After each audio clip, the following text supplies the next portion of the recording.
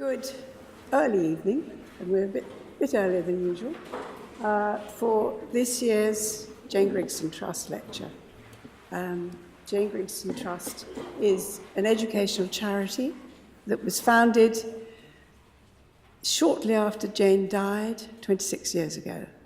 And one of the things we do is have an annual lecture, and we also have a remarkable collection of books, all of which have been donated on food and cooking, which is held at Oxford University, and which is well worth consulting. It's open to the public. Everybody here can use it in the special collections room. It's a lot easier than going to the Bodleian. Of course, not a copyright library, but it is a specialist library and well worth using. And recently, the Jane Grigson Trust has funded and founded an award for new food writers whose work is particularly exceptional. And it's a reflection of the talent here in the symposium that three of the people who are here this evening, I think two of them are here as well as Vicky, were shortlisted for this year's award. Bronwyn and Francis Percival, I haven't seen them yet, are they here? They're presenting a paper on cheese tomorrow. They were shortlisted. And the prize winner herself, Vicky Hayward, is here for her brilliant book on the 17th century cooking of a Spanish friar. And to my delight, she's just told me that the very first advanced copy has arrived and is going to be donated to the Jane Grigson Trust Library. So thank you to Vicky.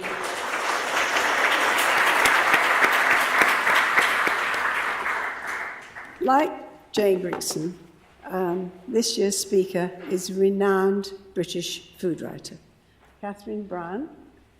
Just as Jane chronicled traditional English food, Catherine has opened our eyes to the nature and history of Scottish food in her homeland.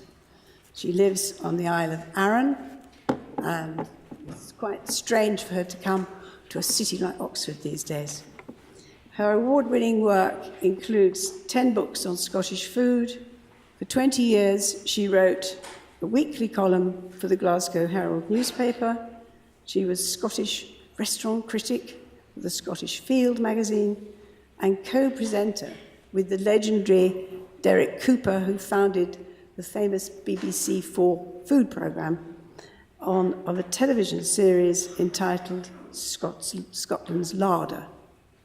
Now, Catherine tells me that her writing career began in the 1970s with a 4-year research post with Professor John Fuller at Strathclyde University. Later, of Oxford Brookes, where he established a famous book collection, which was one of the lures for the Jane Grigson Trust to take their own book collection to Oxford Brookes University as well. So his collection is superb, full of antiquarian books. I never met John Fuller, but it sounds as if he was quite a smart operator. He not only acquired funding from the British Tourist Authority, not sure that exists any longer, but also from the British Farm Produce Council to develop a British culinary code. And by researching the history of the British culinary traditions and its relationship to the land and the sea, he aimed to produce a British répertoire de cuisine. When the research was concluded, Catherine was offered the job of editing it for publication. But the deal included a move to London, which, as a loyal Scotswoman, she declined. This might have been a big career mistake, but when the research was published as British Cookery, a Scottish publisher heard her talking about the book on the radio so enthusiastically that he said, "You can write a book on Scottish food for me," which is a dream if you want to write, isn't it? And her first book, Scottish Regional Recipes, was published in 1981, was featured by Jane Grigson in her Observer's Guide to British Cookery, which brought Catherine considerable well-deserved recognition. So it's now my great pleasure to introduce Catherine, invite her to speak on her chosen subject, A Challenging Landscape, Scotland's Food and Drink Assets. Thank you. Thank you.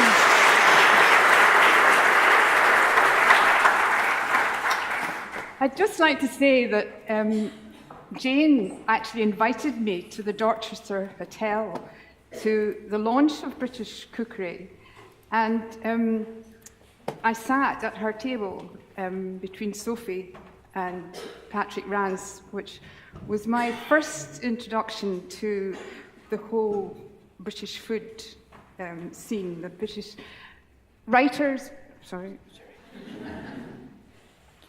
And Jane took great care of me in her motherly way and introduced me to the Davidsons and Tom Jane and Anton Mosiman. And it kind of gave me a confidence. And in that early time of my career, Jane was a great support. And I would like to take you back. We've got a map of Scotland now, and I can show you where I want to take you to. I'm not sure I can move about very easily here, but what I'd like to do is to take you to the Highlands and Islands, which I've spent a lot of time living there and working there. And how we describe the Highlands and Islands is from Helensburgh down about here. There's a fault line. You can see the fault line, can't you? Where the hills start. And it's everything north and west of that fault line is the Highlands and Islands. Now, the challenge of this landscape is that it's 85% of the least favourable arable land. So what do we do with it? What have Scots done in the past with it? Well, I'd like to take you on a visit to a part of the northwest, which is about there, and it's called the Applecross Peninsula. I think I've got it right. Anyway, it's has anybody been to the Applecross Peninsula? Yes? Oh, good. Recently? Anybody? Sharon, yes, you've been recently, haven't you? 2 weeks ago. 2 weeks ago, yes. Well, I went there in the late 60s, and I was taken there by a friend who knew some crofters who lived up there, and there was no road until about 1970 round this peninsula, and the road there, the open sea was their road, and they were very isolated. Well, this couple that we went to visit were called Alistair and Maggie, and they had lived in this croft house all their lives. They'd never been out of the area at all. And so when we arrived, we were invited in, and the croft house had a big open range and a peat fire and a black pot hanging from a chain on the fire. And there was this amazing aroma of the peat fire and the broth it was, which was cooking in the big pot. And as we went in the door, it just hit me, and I thought, this is the most fantastic smell. And I didn't know what was going to happen, but in fact, they invited us to sit down. They got out the whiskey bottle, and we had drams. And then the crofter, Alistair, went over to this big black pot, and he took out a piece of meat and brought it over to the table. And I asked him what it was, and he said it was his salt-pickled mutton, black-faced mutton, which had been roaming the hills for about 3 years, maybe 4. It was quite an old piece of mutton. And it had been cooking so long and so slowly in the pot that it was wonderfully tender. He started cutting slices of it, and Maggie went to the cupboard and brought out some oat cakes, and they put the mutton onto an oat cake, and that's how we ate it. And that was quite revolutionary to me, because my granny always just chopped up all the meat and it all floated around in the broth. But this was the Crofter's way, and this was actually a way that you appreciated the flavour and the texture and the quality of this mutton. I don't know if any of you have tasted this kind of mutton, but it's have anybody? Do people know it? No, nobody's had it. Well, you've got to taste it to know what it tastes like, because it's just I can't really explain it, except that it just blew my mind at that particular point. And then we had the mutton and the oat cake and the whiskey, and then after a wee while he went over to his pot and he chopped up some vegetables and put it in, and we got bowls of the broth. And it was just fantastic flavour. And I had never really seen inside of a croft house and seen how it operated in that old-fashioned way. That was the way crofters lived. But the thing that was really important for me was that at that particular point in my life, I was living in Murrayshire, and I was working in one of the colleges in Murrayshire. I was teaching young Scots catering, a catering course, which was the London City and Guilds 151 and 152. And it was all in French. All the recipes, our textbook was the Cesarini and Quinton, Practical Cookery. All the recipes, all the titles of all the recipes were all French, and we took them to hotels where all the menus were French, and we were just teaching them the French haute cuisine, basically. That's what it was about. And there was, in the Practical Cookery book, there was 2 recipes, one for Scotch broth and one for Cullen skink, and they were never cooked. And I thought, my God, what are we doing here? This is not Scottish food. And after a while, I thought, I'm not doing this any longer. And I left and got a job in the hotel on the inner Loch Torridon, which is the Applecross Peninsula is on the outer Loch Torridon. And I went to work in the Loch Torridon Hotel, and some of my students came with me, and they were into cooking Scottish as well. Well, this was quite new, and the people who were had just bought the hotel didn't know very much about running hotels, and so we were kind of pushing them to do new things. And we said, we want to cook Scottish, we want to write the menus in English, and they said, okay, if it works, go ahead. So I had to sort of think all through quite carefully, but the thing was, I had already discovered this book. This is my Bible, and this was what I took with me to the hotel, which is The Scots Kitchen by a woman called Florence Marion MacNeill, which she wrote in the 1929, and it's traditions and lore with old-time recipes. And what she had done in the 1920s was she had gone round all these old crofters. She used to say, I like talking to old people with long memories. And she collected all these recipes. So between using this book and the old Meg Dodd's, which was a 19th century book, which also had a lot of Scottish historical recipes, I managed to put together menus, and to cook Scottish.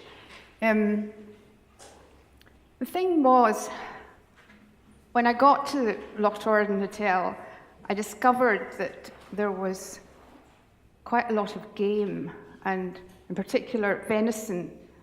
And I had never cooked venison. I didn't actually know how to cook venison because it's quite a difficult meat to cook, to get it right anyway.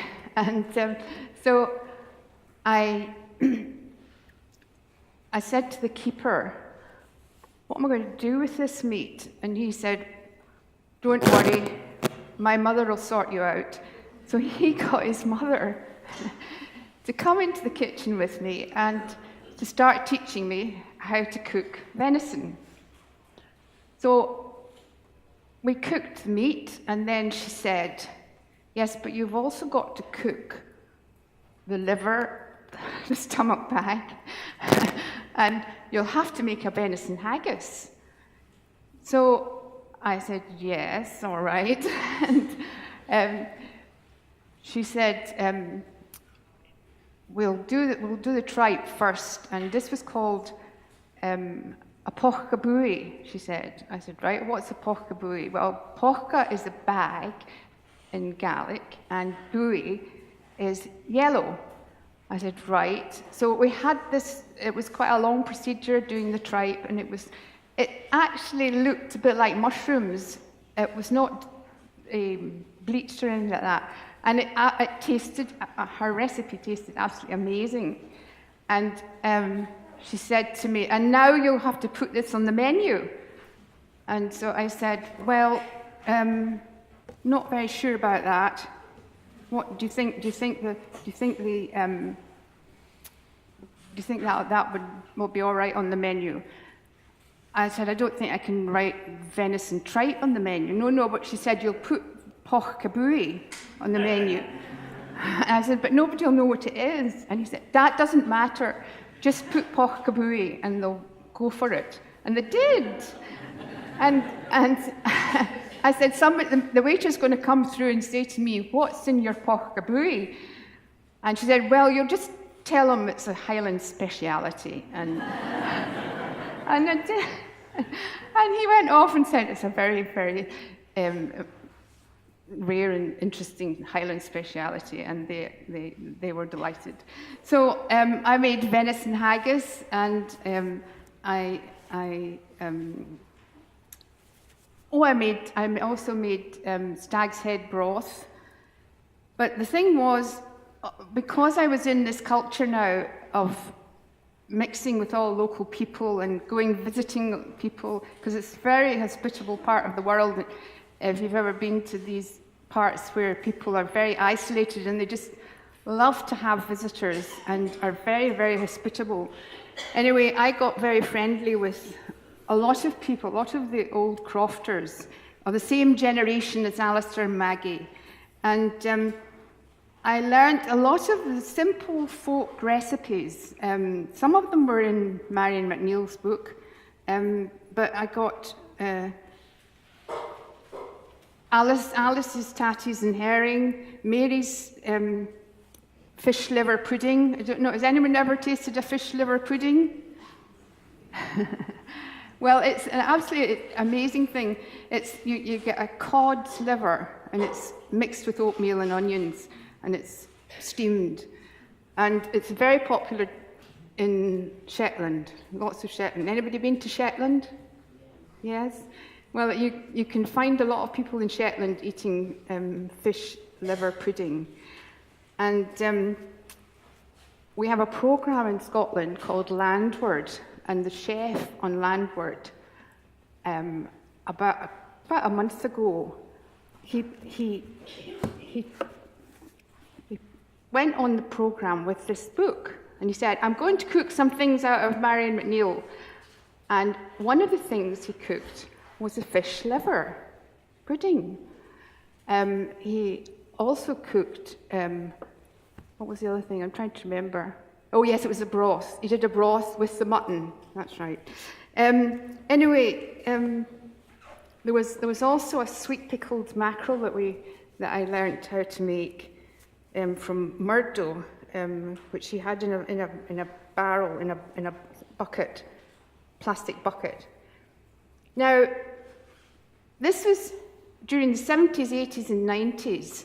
These crofters were still working the land, still cooking all the old dishes, still fishing and foraging, and so I actually saw that all in operation.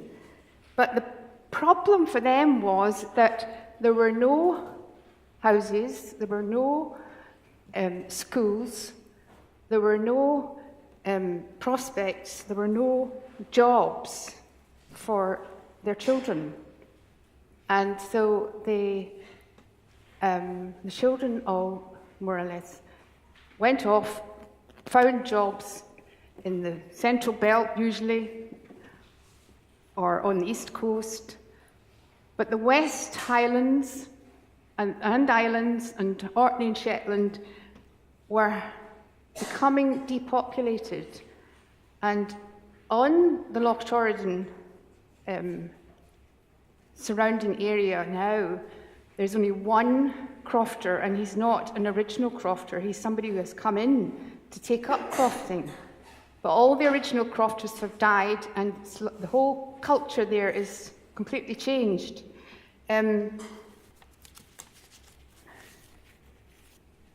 But this dark cloud of depopulation, particularly on the Highlands and Islands, was a long-term problem. It had developed after the defeat of Culloden, when the clans were defeated, and then in the 1800s there was a takeover of a lot of the land by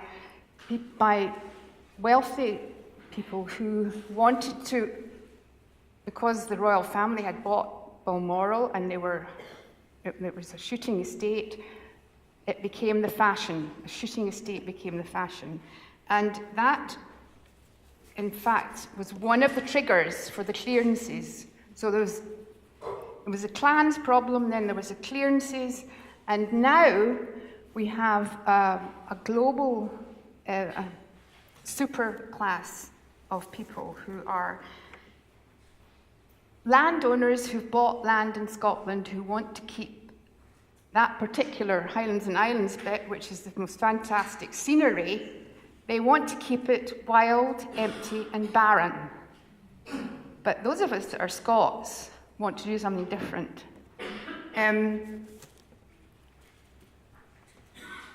About just 20 years ago, a very, very small island called Egg,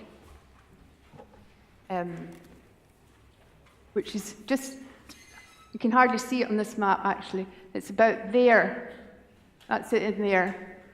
It had 65 people, and they had, their life was a misery with a dysfunctional multimillionaire playboy landlord.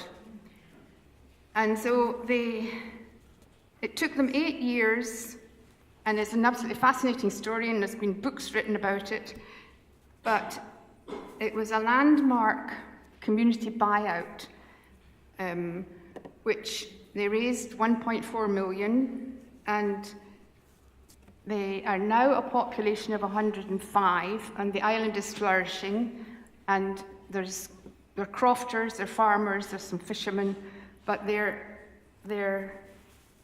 celebrating. They celebrated last month the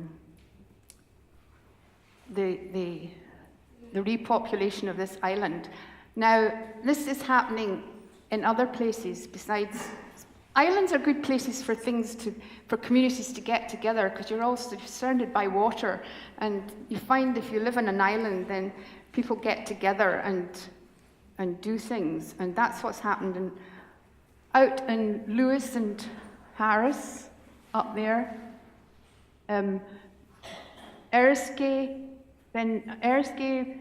Benbecula and South Uist, they bought their land for 4.5 million in the early 2000s, and it's now worth 30 million.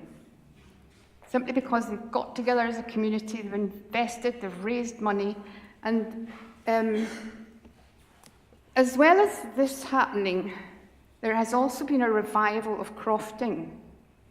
Now, it's not the generation that went away to be educated or to leave or to find jobs somewhere else. It's a generation, the next generation. And the Scottish Federation of Crofters have been supporting them. They've got a waiting list of young people who want crofts. They're petitioning the Scottish Government for 10,000 new crofts to be made available for young people. They're supporting a crofter's mark for produce, which is available in shops and on hotel menus in the area. And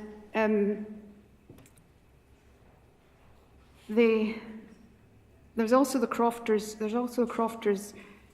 Commission who has been working on this as well. They're the sort of official body, but this Crofters Federation are the working body. The BBC Alba, which is the Gaelic programme, has just done a series of 4 programmes on the croft, and they followed a young crofter, 21. His grandfather crofted, his father didn't, and he has now taken over the croft. And for a whole year, the programme followed him, trying to bring the croft back to life. Sheep, pigs, got hens, he's got 300 hens, and there's lots of really, really tough things that he has to deal with, and big problems, but he has got great spirit, and at the end in the last programme, it's still available in Alba, and the Gaelic is actually, there's a translation of it in the programme. And at the end of the last programme, when it's all being summed up, and they're saying, that he's being interviewed, and he's saying, is this not really, really difficult, and are you going to stick at it, and will you make a living out of it, and all the rest of it? And he said, yes, because I get to live in paradise. If anyone has been, anybody know Lewis and Harris? You've been to these islands, long white beaches, wonderful machair with all the flowers, and anyway, this crofter, his name is Donald McSween, but his nickname is Sweeney, and he's a real character. Anyway, he, I think, is the hope for the future of this area, this challenging landscape, with land that is not very good arable, but with a lot of potential if you know how to do it. I don't know how my time is going. How's the time? Yeah. I'd just like to finish by describing a menu that we did in Edinburgh recently, a slow food menu. It's called The Big Table. I don't know if you know slow food and what they do, but there's a chef in Edinburgh that I've worked a lot with called Neil Forbes, and he he's just won an organic award for the amount of organic food he's got on his menu. Anyway, he said to me, let's do a big table of the crofters' food. Will you do the menu? And I said, right, well, we'll have to do the salt pickled mutton. And he said, where will we get that? I said, that's not a problem, because there's farmers that I've been dealing with that have got this black face mutton that is roaming the hills, and I just need to lift the phone and say, for such and such a time, I want such and such, and it'll be there for me.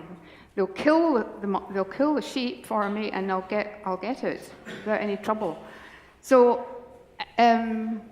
we got the mutton, and we salted it, and he did various things with it, and that was the main course, and everybody was really blown away by it, the flavour of it. I've actually done it also in the Scottish Parliament. I did an event in the Scottish Parliament with the salt pickled mutton, and the MSPs couldn't believe the flavour of it.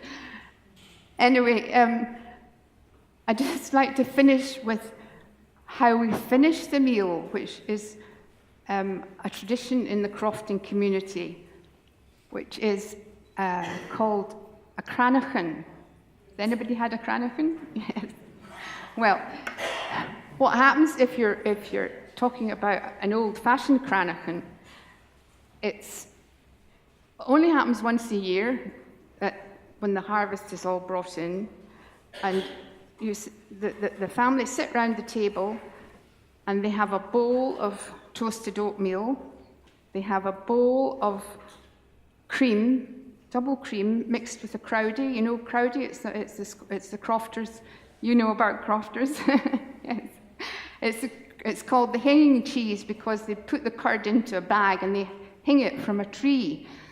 And anyway, they mix the crowdie with some double cream. They have a bowl of that on the table. The children are sent off to pick berries, brambles, whatever they can find wild. And then they have a jar of honey and a bottle of whiskey. And everybody has their own bowl, and they make up their own cranachan. Now, I've written about this in my books, and I've suggested that this is how you should do it, but when it comes to hotels and restaurants, the chefs always get a big fancy glass, and they pile all this into the glass, and that's what you get. And I expect is that how you had cranachan? Yes. Well, that's a hotel cranachan. This is the real cranachan. Is you make your own, and did you not? Yeah, but yeah, it's a great mixture. It's got all the textures and flavors, and so I said to Neil, "What are we going to do for the cranachan? Are you up for doing bowls and we all make our own? What about it? You know, because I'd never ever seen a chef agreeing to do that, but he did, and so we all sat round separate tables, and we all had our bowls in the middle, and we all mixed it. And it was a great communal affair, and everybody had their own cranachan, and we celebrated the crofters and their traditions, and in the hope that they will survive, and in a different way maybe in the future. But there certainly is a will within the Scottish people to keep the crofting system going. They're very, very keen to keep all the old traditions connected to it, and we can only hope that that will happen. Thank you.